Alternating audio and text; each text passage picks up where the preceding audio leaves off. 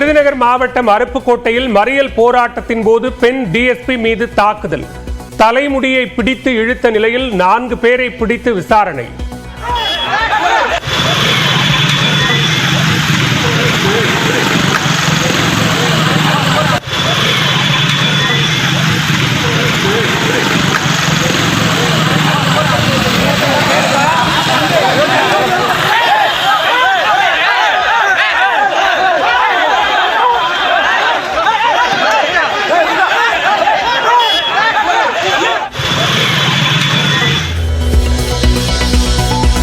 வேதாரண்யம் அருகே கோடியக்கரையில் கரை ஒதுங்கிய மெத்தப்பட்டமைன் போதைப் பொருள் 3 கோடி ரூபாய் மதிப்புள்ளது என கடலோர காவல் குழுமம் தகவல்.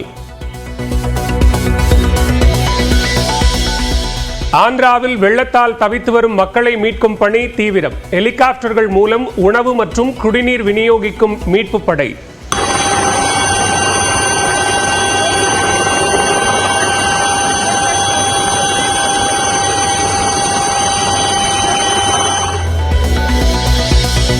ஆந்திராவில் வெள்ள சேதத்தை தேசிய பேரிடராக அறிவிக்க வேண்டும். மத்திய அரசுக்கு முதலமைச்சர் சந்திரபாபு நாயுடு கோரிக்கை. யூடியூப் சேனல்களில் அவதூறாக பேட்டி அளித்ததாக கூறி 5 கோடி ரூபாய் கேட்டு நடிகர் வடிவேலு தொடர்ந்த வழக்கு. பதிலளிக்க நடிகர் சிங்கமுத்துவுக்கு உயர்நீதிமன்றம் ஆணை. கேரள நடிகர் சங்கத்திற்கு தலையும் முதுகெலும்பும் இல்லாத அமைப்பு என நடிகை பத்மபிரியா சாடல். நடிகையாக வெற்றி பெற பலரின் ஓட்டல் அறைக்கு செல்ல வேண்டும் என தன்னிடம் சிலர் கூறியதாகவும் பேட்டி. போதை பார்ட்டி நடத்தியதாக கூறி பாடகி சுசித்ரா மீது சிறப்பு புலனாய்வு குழுவில் நடிகை ரீமா கல்லிங்கல் புகார். நற்பெயருக்கு களங்கம் விளைவிக்க முயற்சிப்பதாக அவதூறு வழக்கும் தொடர்ந்தார். பாலியல் வழக்கில் குற்றம் சாட்டப்பட்ட மலையாள இயக்குனர் ரஞ்சித் முன்ஜாமீன் கோரி மனு. உடல்நிலை மற்றும் சினிமா துறையில் தனக்கு உள்ள நல்ல பெயரின் அடிப்படையில் முன்ஜாமீன் வழங்க கோரிக்கை. சிகாகோ விமான நிலையத்தில் முதலமைச்சர் மு.க. ஸ்டாலினுக்கு உற்சாக வரவேற்பு. ஆரத்தி எடுத்து வரவேற்ற வெளிநாடு வாழ் தமிழர்கள்.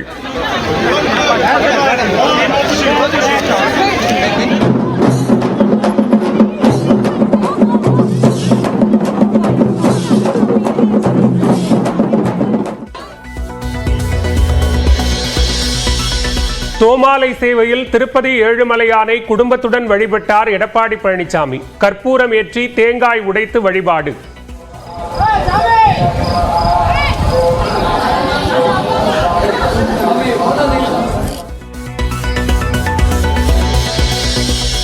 டெல்லியில் மத்திய அமைச்சர் அமித்ஷாவுடன் தமிழக பாஜக ஒருங்கிணைப்பு குழு தலைவர் எச். ராஜா சந்திப்பு. மாலையில் நிதியமைச்சர் நிர்மலா சீதாராமனையும் சந்திக்கிறார்.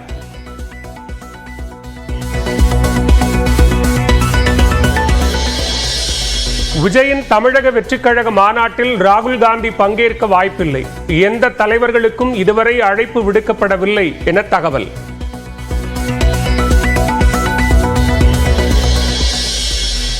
சென்னையில் விஜயின் கோட் பட டிக்கெட்டுக்காக திரையரங்கம் முன்பு 4 மணி நேரம் காத்திருந்த ரசிகர்கள். ஒரு நபருக்கு 3 டிக்கெட்டுகள் வழங்கப்பட்ட நிலையில் டிக்கெட் கிடைக்காத ரசிகர்கள் ஏமாற்றம். பொள்ளாச்சி அருகே ஆனைமலையில் மாசாணி அம்மன் கோவில் திருவிழாவில் போலி பெண் காவலர் கைது. காவல்துறை மீது உள்ள ஈர்ப்பினால் காக்கி சட்டை அணிந்து வந்ததாக விளக்கம்.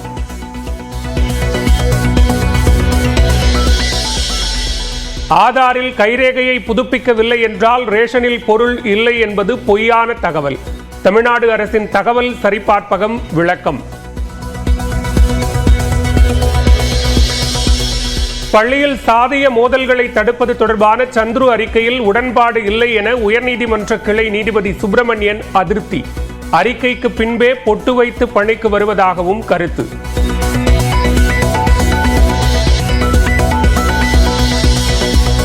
திருச்சி அரியமங்கலத்தில் சைனீஸ் நூடுல்ஸ் மற்றும் கோக் சாப்பிட்ட நிலையில் சிறுமி உயிரிழந்த விவகாரம்.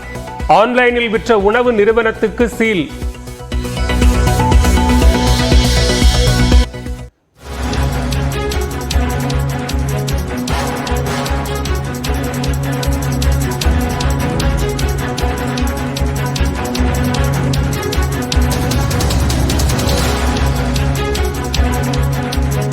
தற்போதைய அண்மை செய்தியை பார்த்துக் கொண்டிருக்கிறோம். அருப்புக்கோட்டையில் டிஎஸ்பி மீது தாக்குதல் நடத்திய விவகாரத்தில் 4 பேரை பிடித்து தற்போது விசாரணை நடத்தப்பட்டு வருகிறது. சம்பவ இடத்தில் தற்போது எஸ்பி நேரில் விசாரணை நடத்தியிருக்கிறார். இது தொடர்பான கூடுதல் விவரங்களோடு இணைகிறார் செய்தியாளர் கணேஷ்குமார். விவரங்களை பதிவு செய்யலாம். பாலா, ராமநாதபுரம் மாவட்டம் கமுதி அருகே பெருமாள் தேவன்பட்டியைச் சேர்ந்த காளிக்குமார் என்ற இளைஞர் நேற்று சரக்கு வாகனத்தை ஓட்டிச் சென்றிருக்கிறார். அப்போது திருச்சுழி அருகே அவரை வழிமறித்த 5 பேர் கொண்ட கும்பல் அவரை வழிமறித்து வெட்டி படுகொலை செய்தது. அவரது உடலானது அருப்புக்கோட்டை அரசு மருத்துவமனையில் பிரேத பரிசோதனைக்காக வைக்கப்பட்டிருக்கிறது. இத்தகைய நிலையில்தான் அவரது உறவினர்கள் இன்று கொலை செய்த நபர்களை கைது செய்ய வேண்டும் என்பதை வலியுறுத்தி அருப்புக்கோட்டை திருச்சுழி சாலையில் மறியல் போராட்டத்தில் ஈடுபட முயன்றனர். அப்போது அருப்புக்கோட்டை டிஎஸ்பி காயத்ரி தலைமையிலான போலீசார் அவர்களை தடுத்து நிறுத்த முயன்றனர். அப்போது காவல்துறையினருக்கும் போராட்டக்காரர்களுக்கும் தள்ளுமுள்ளு என்பது ஏற்பட்டது. அப்போதுதான் டிஎஸ்பி காயத்ரியை அந்த போராட்ட கும்பல் சுற்றி வளைத்து அவரது தலைமுடியை பிடித்து இழுத்து தாக்கிய சம்பவம் என்பது பெரும் அதிர்ச்சியை ஏற்படுத்தியது. இதனைத் தொடர்ந்து அங்கிருந்த காவலர்கள் அவரை பத்திரமாக மீட்டு அந்த போராட்ட கும்பலில் இருந்து மீட்டு சென்றார்கள். இதனைத் தொடர்ந்தும் காவல்துறையினருக்கும் போராட்டக்காரர்களுக்கும் கடுமையான மோதல் என்பது ஏற்பட்டது. இதனால் அங்கு ஒரு மிகப்பெரிய கலவர சூழல் என்பது ஏற்பட்டது. ஏராளமான போலீசார் அங்கு குவிக்கப்பட்டிருக்கிறார்கள். சம்பவ இடத்தில் தற்போது விருதுநகர் எஸ்பி கண்ணன் நேரில் ஆய்வு நடத்தி வருகிறார். அந்த டிஎஸ்பியை தாக்கியதாக 4 பேரை பிடித்து தற்போது காவல்துறையினர் விசாரணை நடத்தி வருகிறார்கள். மேலும் காவல்துறையினரிடம் கடும் மோதலில் ஈடுபட்டதாக மேலும் சிலரை கைது செய்வதற்கான நடவடிக்கையை காவல்துறையினர் மேற்கொண்டுள்ளதாகவும் தெரிய வந்திருக்கிறது. இந்த சம்பவம் என்பது பெரும் அதிர்ச்சியை ஏற்படுத்தியிருக்கிறது. அங்கு பதட்டமான சூழல் நிலவுவதன் காரணமாக ஏராளமான போலீசார் அங்கு பாதுகாப்பு பணியில் குவிக்கப்பட்டிருக்கிறார்கள். தொடர்ந்து இந்த கொலை சம்பவம் தொடர்பாக 6 பேர் மீது வழக்கு பதிந்து முன்னதாக முதல் கட்டமாக 4 பேரை கைது செய்திருக்கக்கூடிய நிலையில்தான் இவர்கள் தேவையற்ற போராட்டத்தில் ஈடுபட்டு வருவதாக காவல்துறை தரப்பிலும் தெரிவிக்கப்பட்டிருக்கிறது. தொடர்ந்து அந்த கொலை சம்பந்தமான விசாரணையும் ஒருபுறம் சென்று கொண்டிருக்கக்கூடிய நிலையில் தற்போது இன்று காலை நடைபெற்றிருக்கக்கூடிய இந்த மோதல் சம்பவம் தொடர்பாகவும் மறுபுறம் விசாரணை என்பது நடைபெற்று வருகிறது. 4 பேரை பிடித்து தற்போது காவல்துறையினர் விசாரணை நடத்தி வருகிறார்கள். சம்பவ இடத்தில் எஸ்பி இந்த நடைபெற்றிருக்கக்கூடிய சம்பவம் குறித்தும் நேற்று நடைபெற்ற கொலை சம்பவம் குறித்தும் காவல்துறையினரிடம் விசாரணை நடத்தி வருகிறார். பாலா, கணேஷ்குமார், இந்த விவகாரத்தில் இந்த மறியல் போராட்டம் என்பது உரிய அனுமதி பெற்றுத்தான் நடத்தப்பட்டதா? அதே நேரத்தில் இந்த கைது செய்யப்பட்டிருக்கக்கூடிய 4 பேர் ஓட்டுநர்களா, அவர்களுக்கும் இந்த சம்பவத்திற்குமான தொடர்பு என்ன கணேஷ்குமார்? பாலா, இந்த கொலை சம்பவம் தொடர்பாக ஏற்கனவே 6 பேர் மீது வழக்கு பதிந்து 4 பேரை கைது செய்திருக்கிறார்கள். இருந்தாலும் கூட இவர்கள் உறவினர்கள் தரப்பில் அனைவரையும் கைது செய்ய வேண்டும், உண்மையான குற்றவாளியை கைது செய்ய வேண்டும் என்பதை வலியுறுத்தி தான் மறியல் போராட்டத்தில் ஈடுபட முயன்றிருக்கிறார்கள். மறியல் போராட்டத்திற்கு எந்த விதமான முன் அனுமதியோ எதுவுமே தரப்படவில்லை. காவல்துறையினரும் அதுக்கு அனுமதிக்கப்படவில்லை. அனுமதியை மீறித்தான் திருச்சுழி சாலையில் சாலை மறியல் போராட்டத்தில் ஈடுபட முயன்றார்கள். அப்போதுதான் அந்த போராட்டக்காரர்களை தடுக்க முயன்ற போதுதான் இந்த அசம்பாவிதம் என்பது ஏற்பட்டிருக்கிறது. அதை தவிர கொலை வழக்கில் 4 பேர் கைது செய்யப்பட்டிருக்கிறார்கள். அதோடு பெண் டிஎஸ்பி மீது தாக்குதல் நடத்தியதாக தற்போது 4 பேரை பிடித்து காவல்துறையினர் விசாரணை நடத்தி வருகிறார்கள். மேலும் காவல்துறையினரிடம் மோதலில் ஈடுபட்ட மேலும் சிலரை கைது செய்வதற்கான நடவடிக்கையும் காவல்துறை தரப்பில் மேற்கொள்ளப்பட்டு வருகிறது. இந்த சம்பவம் என்பது மிக பரபரப்பை ஏற்படுத்தக்கூடிய ஒரு சம்பவமாகவே பார்க்கப்படுகிறது. தொடர்ந்து அங்கு காவல்துறையினருடன் கடுமையான மோதலில் அங்கிருந்த உறவினர்கள், போராட்டத்தில் ஈடுபட்ட அவர்களது உயிரிழந்த உறவினர்கள் கடுமையான மோதல் போக்கில் ஈடுபட்டார்கள். இந்த சம்பவம் என்பது காவல்துறையினர் மத்தியிலும் பெரும் அதிர்ச்சியை ஏற்படுத்தியிருக்கிறது. அங்கு பாதுகாப்பு பணியில் குறைவான காவலர்களே இருந்திருக்கிறார்கள். ஆனால் உறவினர்கள், அதிக அளவிலான உறவினர்கள் அங்கு சாலை மறியல் போராட்டத்தில் ஈடுபட முயன்றதால் அவர்களை கட்டுப்படுத்த முடியாத ஒரு சூழலும் அங்கு நிலவியதன் காரணமாகவே இந்த ஒரு அசம்பாவித சம்பவம் என்பது ஏற்பட்டுள்ளதாக தெரிய வந்திருக்கிறது. இருந்தாலும் கூட தற்போது போலீசார் அந்த மறியல் போராட்டத்தை கலைத்திருக்கிறார்கள். அவர்களை சமாதான பேச்சுவார்த்தை நடத்தி அவர்களது உறவினர்களை அப்புறப்படுத்தக்கூடிய பணியிலும் தொடர்ந்து ஈடுபட்டு வருகிறார்கள். தொடர்ந்து காவல்துறையினரிடம் மோதல் போக்கில் ஈடுபட்ட சில நபர்களை மேலும் கைது செய்வதற்கான ஒரு நடவடிக்கையும் மேற்கொண்டிருக்கிறார்கள். பாலா, கணேஷ்குமார், தற்போது இந்த சம்பவத்தில் சரக்கு வாகன ஓட்டுநர் கொலை தொடர்பாக 6 பேர் கைது செய்யப்பட்டிருப்பதாக சொன்னீங்க. அவர்கள் நேரடியாக கொலை சம்பவத்தில் ஈடுபட்டார்களா? அந்த விசாரணையினுடைய கட்டம் என்பது எந்த அளவுக்கு இருக்கு? நிச்சயமாக அந்த காளிக்குமார் என்ற இளைஞர் நேற்று கொலை செய்யப்பட்டிருக்கிறார். அவருக்கும் அந்த இவர்கள் வழக்கு பதிவு செய்திருக்கக்கூடிய அந்த 6 பேர் என்பது பணம் கொடுக்கல் வாங்கல் மற்றும் ஏற்கனவே முன்விரோதம் இருந்ததன் காரணமாகவே இந்த கொலை சம்பவம் நடந்துள்ளதாக முதல் கட்ட விசாரணையில் தெரிய வந்திருக்கிறது. அதன் அடிப்படையிலேயே முதல் கட்டமாக 4 பேரை பிடித்து கைது செய்து விசாரணை நடத்தி வருகிறார்கள். இருந்தாலும் கூட இவர்கள் தரப்பில் மேலும் சிலர் இந்த கொலை சம்பவத்தில் ஈடுபட்டுள்ளதாகவும் அந்த மேலும் சிலராக இருக்கக்கூடிய உண்மையான குற்றவாளிகளை கைது செய்ய வேண்டும், அவ்வாறு கைது செய்தால்தான் இந்த இறந்திருக்கக்கூடியவருடைய உடலை பெற்றுக்கொள்வோம் என்ற ஒரு கோரிக்கையை வலியுறுத்தி தான் சாலை மறியல் போராட்டத்தில் ஈடுபட முயன்றார்கள். காவல்துறையினர் நேற்று பிற்பகல் வாக்கில் நடந்த கொலை சம்பவத்தில் நேற்று இரவே 4 பேரை பிடித்து காவல்துறையினர் கைது செய்து விசாரணை நடத்தி வருகிறார்கள். காவல்துறையினரும் துரித நடவடிக்கை மேற்கொள்ளப்பட்டு வரக்கூடிய நிலையில் உறவினர்கள் அதற்கு தேவையான ஒத்துழைப்பை வழங்க வேண்டும் என்ற அடிப்படையில் தான் நீங்கள் போராட்டத்தில் எதுவும் ஈடுபட வேண்டாம் என்ற அறிவுறுத்தலை தொடர்ந்து காலையிலிருந்து தெரிவித்து வந்தார்கள். ஆனாலும் அதனையும் மீறித்தான் உறவினர்கள் போராட்டத்தில் ஈடுபட்டிருக்கிறார்கள். அவ்வாறாக போராட்டத்தில் ஈடுபட்ட போதுதான் இந்த மோதல் சம்பவமானது காவல்துறையினருக்கும் போராட்டக்காரர்களுக்கும் நடைபெற்றிருக்கிறது. பாலா, கோட்டையில் பெண் டிஎஸ்பி மீது தாக்குதல் நடத்திய விவகாரம் தொடர்பாக 4 பேரை பிடித்து தற்போது காவல்துறையினர் விசாரணை நடத்தி வருகிறார்கள். விரிவான விவரங்களுக்கு நன்றி கணேஷ்குமார்.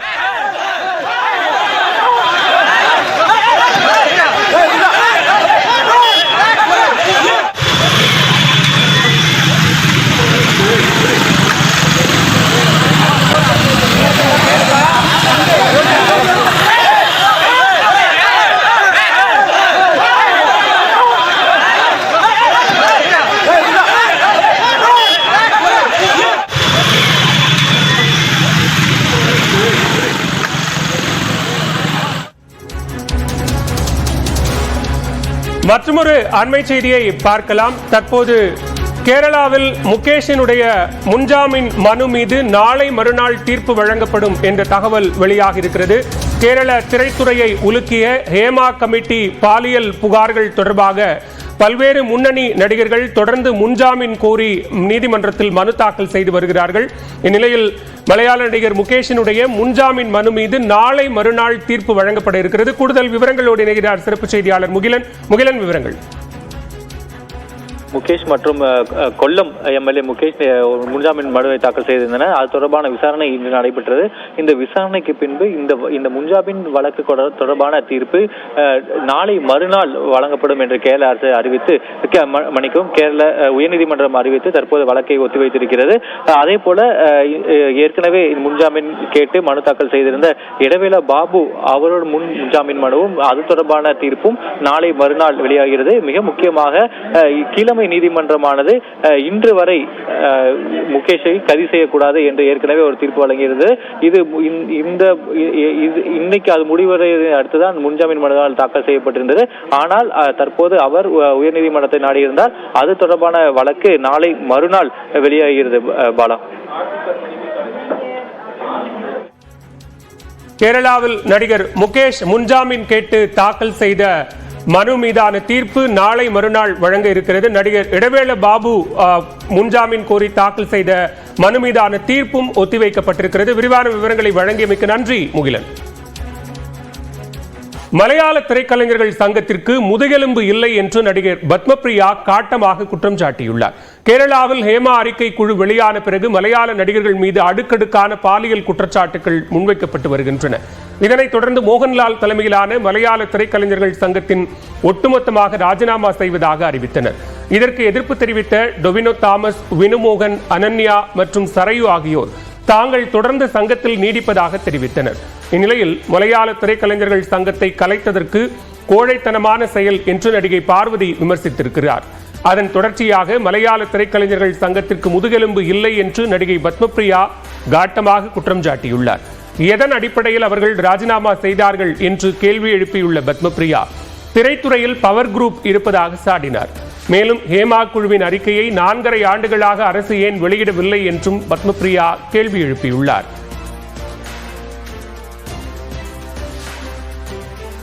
திரைப்படத்தில் வாய்ப்பு வழங்குவதாக கூறி தனக்கு பாலியல் தொல்லை கொடுத்ததாக பெண் ஒருவர் அளித்த புகாரில் மலையாள நடிகர் பாபுராஜ் மீது வழக்கு பதிவு செய்யப்பட்டுள்ளது.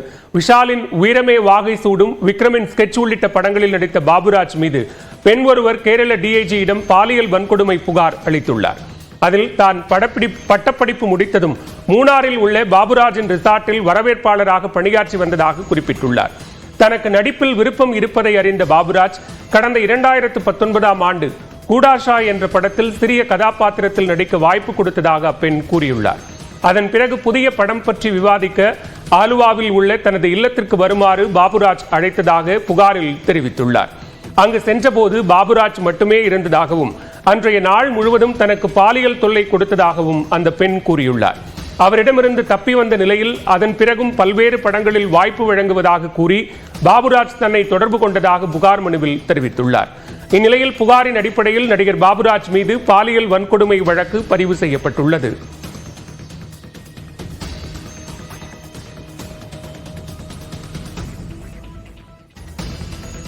இந்நிலையில் மலையாள இயக்குனர் ரஞ்சித் முன்ஜாமீன் கோரி கேரள உயர்நீதிமன்றத்தில் மனு தாக்கல் செய்துள்ளார்.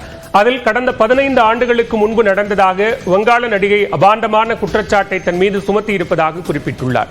மேலும் மாநில விருது வென்ற பலேரி மாணிக்கம் படத்தில் அவருக்கு வாய்ப்பு வழங்காததால் தன் மீது பாலியல் குற்றச்சாட்டை முன்வைத்திருப்பதாக இயக்குனர் ரஞ்சித் கூறியுள்ளார்.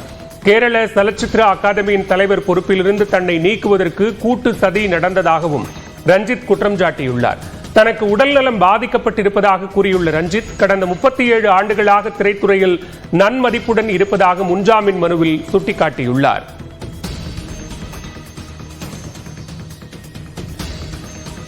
பாடகி சுசித்ரா மீது நடிகை ரீமா கல்லிங்கல் சிறப்பு புலனாய்வு குழுவில் புகார் அளித்துள்ளதுடன் அவதூறு வழக்கும் தொடர்ந்துள்ளார். அண்மையில் ஆங்கில யூடியூப் சேனலுக்கு பேட்டியளித்த பாடகி சுசித்ரா போதை பார்ட்டி நடத்தி பல பெண்களின் வாழ்க்கையை சீரழித்தவர் நடிகை ரீமா கல்லிங்கல் என குற்றம் சாட்டியிருந்தார்.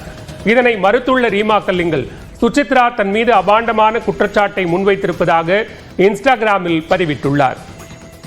அத்துடன் அவர் மீது சட்டப்படி நடவடிக்கை எடுக்க இருப்பதாகவும் கூறியுள்ளார்.